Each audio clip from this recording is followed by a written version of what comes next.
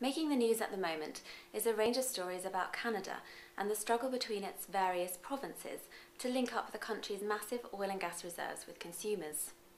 Alberta, for instance, sitting inland between British Columbia and Saskatchewan, produces 2.2 million barrels per day of oil, 1.7 million of which is derived from its oil sands. Oil sands production is expected to double by 2020 and to grow to 5 million barrels per day a decade later.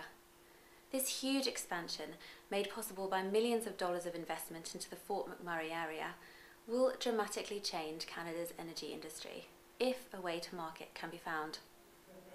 Existing pipeline capacity will be filled in 2016.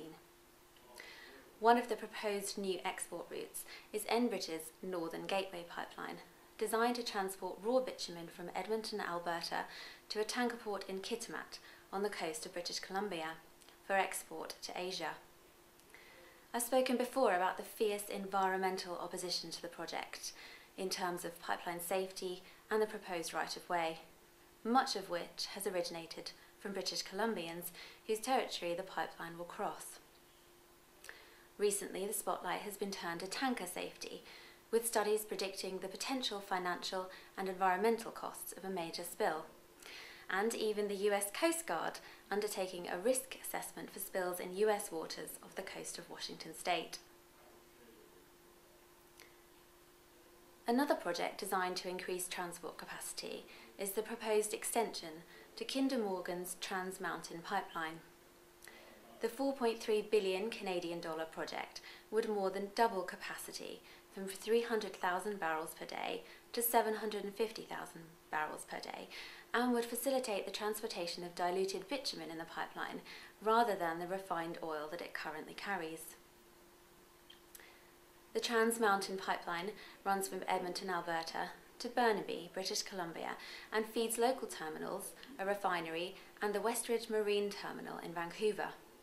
If the application to expand the line is approved, construction is slated for 2016, which means that the terminal could find itself handling 28 vessels a month in 2017, of which 25 would be tankers.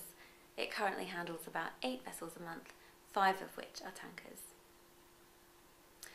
Each proposed plan to extend transport capacity is met with opposition over the environmental impact of new pipeline infrastructure along the right-of-way and, where relevant, the impact of increased tanker and supertanker traffic. However, there is also deep opposition to the fact that the oil sands industry is being expanded in the first place. A reporter for Canada.com has announced that pipeline politics is his story of the year for 2012.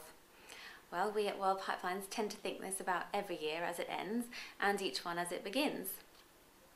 Pipeline projects are shrouded in issues of politics, be they party politics, social schemes, environmental motives, and so on. But in physical terms, the construction of pipelines is merely the final part of the process in which the oil and gas resources have been first delineated and then properly extracted, and the export market has since been identified and agreed upon, and then the economic gains of export have been weighed up against any subsequent losses. In reality, pipelines appear much sooner and much more prominently on the agenda, and often come to embody a battleground that should be fought elsewhere. Pipelines are essentially a market access tool. Whether you want to reach that market in the first place is the real matter for debate.